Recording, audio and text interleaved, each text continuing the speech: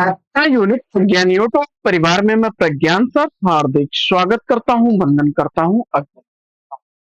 मेरे साथियों, सुबह के 5 बज चुके हैं। जिस प्रश्नोत्तरी 50 का आप बेसब्री से करते हैं इंतजार, इसकी चहती प्रश्नोत्तरी 50 लेकर के आपके बीच उपस्थित हूँ। जैसा कि आपको विदित है, प्रश्नोत्तरी 50 का मुख्य उद्देश्य आपके अध्ययन का आपको रिवीजन कराना। वन लाइनर शैली में 50 महत्वपूर्ण प्रश्नों को हर दिन सुबह सुबह आप करते हैं रिवाइज।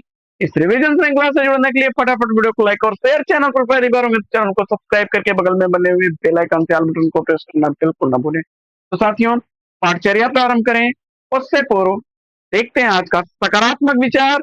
और आज का सकारात्मक विचार है कि सपने और लक्ष्य में बस एक ही अंतर है दोस्त। सपने के लिए बिना मेहनत की नींद चाहिए और लक्ष्य के लिए बिना नींद की मेहनत। और जिस दिन आप अपने लक्ष्य के लिए बिना नींद की मेहनत करना प्रारंभ कर देंगे, यानी कि आप तन मन धन सब कुछ समर्पित करके अपने लक्ष्य के लिए अग्रसर होंगे, निश्चित सफलता मिलेगी। सफलता उन्हीं को मिलती है जिनके सपनों में जान होती है। पंखों से कुछ नहीं होता, हौसलों से उड़ान होती है दोस्त। तो इसी मॉर्निंग कोट्स के साथ प्रारंभ करते हैं शायद प्रश्नोत्तरी 50 को और देखते हैं प्रश्नोत्तरी 50 का पहला प्रश्न। पद्मावती नाटक के नाटककार कौन है? पद्मावती नाटक किसके द्वारा लिखा गया नाटक है? जवाब में माइकल मधुसूदन द्वारा लिखा गया बंगला नाटक पद्मावती का जो है हिंदी अनुवाद बालकृष्ण भट्ट जी ने 1978 ईस्वी में किया था। पद्मावती नाटक हिंदी में जो है बालकृष्ण भट्ट ने जो है 1978 ईस्वी में किया था। और यह माइकल मधुसूदन द्वारा लिखा गया बंगला नाटक है पद्मावती। प्रश्न संख्या 2, आत्मबोध के रचनाकार कौन है? आत्मबोध गोरखनाथ की रचना है। तीसरा प्रश्न है कि स्वर्ग की झलक व अंधी गली एकांकी के लेखक कौन है? स्वर्ग की झलक अंधी गली एकांकी का लेखक आपने चयनित कर लिया है उपेंद्र नाथस को सही जवाब के साथ में। पढ़ते हैं आगे और देखते हैं चौथा प्रश्न कि कविता अपने मूल रूप में जीवन की आलोचना है, किसने कहा है? कविता अपने मूल रूप में जीवन की आलोचना है, मैथ्यू अर्नोल्ड का कथन है। पांचवा प्रश्न, पृथ्वी का कृष्ण पक्ष किसकी रचना है? पृथ्वी का कृष्ण पक्ष किसकी रचना है? कैलाश वाजपेयी उत्तर बता करके आपने सही उत्तर दिया है। छठवां प्रश्न है कि त्रिशंकु कहानी के कहानीकार कौन है? त्रिशंकु कहानी का रचनाकार आपने मन्नू भंडारी को चुना, सही जवाब हो जाएगा। सातवां प्रश्न, बग्गा साहब यशपाल की किस कहानी का पात्र है? यशपाल द्वारा लिखी गई आदमी का बच्चा कहानी का पात्र है बग्गा। लालचीन उपन्यास के लेखक कौन है?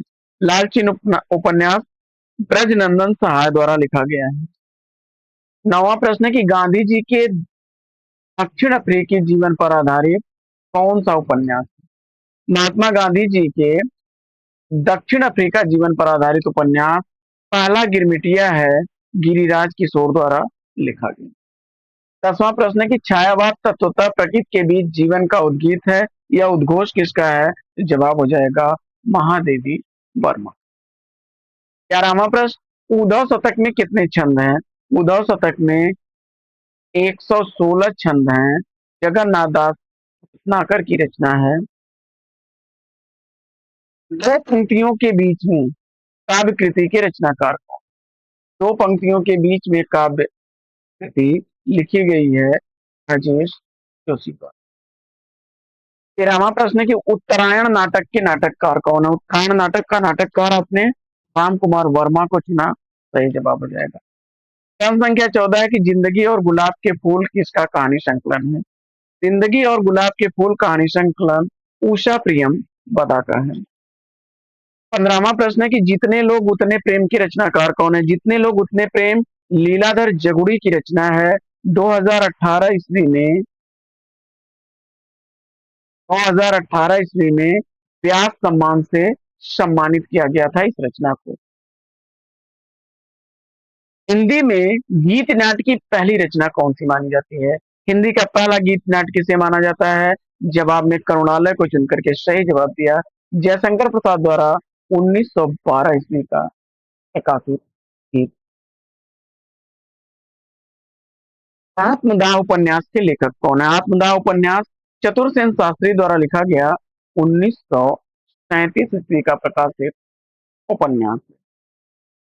18वां प्रश्न है कि सुनाले सहवाल के रचनाकार कौन है? सुनाले सहवाल रचना अज्ञेय द्वारा लिखी गई 1966 ईस्वी की प्रकाशित रचना है। प्रश्न संख्या 19 है कि मोहन राकेश के किस कृति को संगीत नाटक अकादमी का पहला पुरस्कार 1959 ईस्वी में प्राप्त हुआ था? आषाढ़ का एक दिन सही जवाब हो जाएगा। 20वां प्रश्न है कि आचार्य हजारी प्रसाद द्विवेदी किस धारा के उपन्यास? आचार्य हजारी प्रसाद द्विवेदी सामाजिक सांस्कृतिक काव्यधारा के उपन्यास। 21वां प्रश्न है कि स्मृति के झरोखे में किसके जीवन पर आधारित जीवनी है?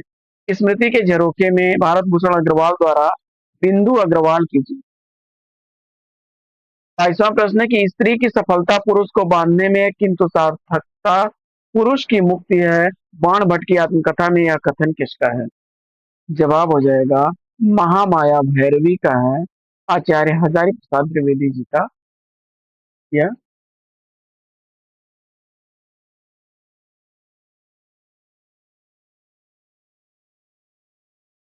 हरिऔध जी को आधुनिक काल का सूरदास किसने कहा? अयोध्या सिंह उपाध्याय हरिऔध को आधुनिक काल का सूरदास कहने वाले गणपत चंद्र गुप्त हैं। 24वां प्रश्न है कि जीवन चक्र कृति के रचनाकार कौन है? जीवन चक्र रचना किसके द्वारा लिखी गई है? जीवन चक्र का रचनाकार आपने सेलेक्ट कर लिया है किसको? गंगा प्रसाद उपाध्याय जी को सही जवाब हो जाएगा। 25वां प्रश्न, हिंदी के किस इतिहासकार के अनुसार शालिभद्र सूर्य हिंदी के पहले कवि हैं? जवाब में आपने गणपत चंद्र गुप्त को चुना, सही जवाब। 26वां प्रश्न है कि धनपाल कृत सूर्य पंचमी को किस अन्य चर्चित नाम से जाना जाता है? धनपाल कृत सूर्य पंचमी को अन्य किस नाम से जाना जाता है? जवाब हो जाएगा भविष्य कहा। 27वां प्रश्न है कि भारतीय वृत्ति का संबंध किस रस से है? जवाब हो जाएगा अद्भुत रस। 28वां प्रश्न है कि ढोला मारूरा दोहा किस क्षेत्र का लोकप्रिय भाषा काव्य रहा है? ढोला मारूरा दोहा राजस्थान का लोकप्रिय भाषा काव्य रहा है। प्रश्न संख्या 29, प्रेमचंद शताब्दियों से पद दलित अपमानित उपेक्षित कृषकों की आवाज से यह कथन किसका है? जवाब हो जाएगा आचार्य हजारी प्रसाद द्विवेदी जी। 30वां प्रश्न है कि गोदान उपन्यास में कौन सा पात्र प्रेमचंद के प्रगतिशील विचारों का वाहक माना जाता है? जवाब हो जाएगा प्रोफेसर में। प्रश्न संख्या 31 है कि गोल्ड स्मिथ की कृति ट्रेवलर का अनुवाद किसने किया? गोल्ड स्मिथ की कृति ट्रेवलर का अनुवाद श्रीधर पाठक ने किया। प्रश्न संख्या 32 है कि हिंदी के किस कवि को राजशेखर की उपाधि से अलंकृत किया गया? हिंदी के किस कवि को राजशेखर की उपाधि से अलंकृत किया गया? जवाब में विद्यापति को चुना आपने, तो राइट आंसर। प्रश्न संख्या 33 है, परती परिकथा उपन्यास के लेखक कौन है? परती परिकथा उपन्यास फणीश्वर नाथ रेणु का है। 34वां प्रश्न है कि महात्मा बुद्ध के बाद उत्तर भारत में सबसे बड़े लोकनायक तुलसीदास हुए हैं, या किस विद्वान का? महात्मा बुद्ध के बाद उत्तर भारत में सबसे बड़े लोकनायक तुलसीदास हुए हैं, यह कथन है जॉर्ज ग्रियर्सन। 35वां प्रश्न है कि किस ग्रंथ में चंद्रबरदाई को छपयों का राजा कहा गया है? जवाब हो जाएगा शिव सिंह सरोजनी। समय का सूर्य अधैर्य का कवि किसे कहा जाता है? समय का सूर्य धैर्य के कवि के रूप में प्रसिद्ध हैं रामधारी सिंह दिनकर। रामधारी सिंह दिनकर को अधैर्य का कवि भी कहा जाता है। 37वां प्रश्न है कि अमरकांत प्रेमचंद के किस उपन्यास का? अमरकांत मुंशी प्रेमचंद द्वारा लिखे गए कर्मभूमि उपन्यास का। 38वां प्रश्न है कि गांधी मीमांसा जीवनी के लेखक कौन है? गांधी मीमांसा जीवनी लिखी गई है रामदयाल तिवारी द्वारा। 1921 ईस्वी इस जीवनी का प्रकाशन हुआ। प्रश्न संख्या 39 है कि मेरा सात जन्म आत्मकथा के लेखक कौन है? तो मेरा सात जन्म आत्मकथा हंसराज रहबर की है। 1986 ईस्वी की प्रकाश। यह आत्मकथा 3 खंडों में विभक्त है। 40वां प्रश्न है कि आचार्य रामचंद्र शुक्ल जी के अनुसार स्वच्छंदतावाद के प्रवर्तक कौन? स्वच्छंदतावाद का प्रवर्तक शुक्ल जी ने किसे माना है? श्रीधर पाठक को। 41वां प्रश्न है कि आंखों की दहलीज उपन्यास के लेखक कौन है? आंखों की दहलीज उपन्यास का लेखक आपने मेहरुन्निसा परवेज को बताया, तो सही जवाब 1969 ईस्वी का पसंद हुआ। आगे बढ़ते हैं और देखते हैं अगला प्रश्न कि ब्रज कोकिल नाम से प्रसिद्ध रचनाकार कौन है? ब्रज कोकिल के नाम से जाने जाते हैं सत्यनारायण कवि।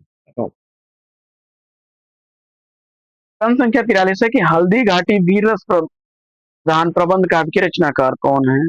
जवाब में आपने श्याम नारायण पांडे को चुना, सही जवाब हो जाएगा आपका। प्रश्न संख्या 44 है कि कोहरे में कैद उपन्यास के उपन्यासकार कौन है? कोहरे में कैद उपन्यास गोविंद मिश्र का उपन्यास। प्रश्न संख्या 45 है कि दस्तक जिंदगी की आत्मकथा के लेखक।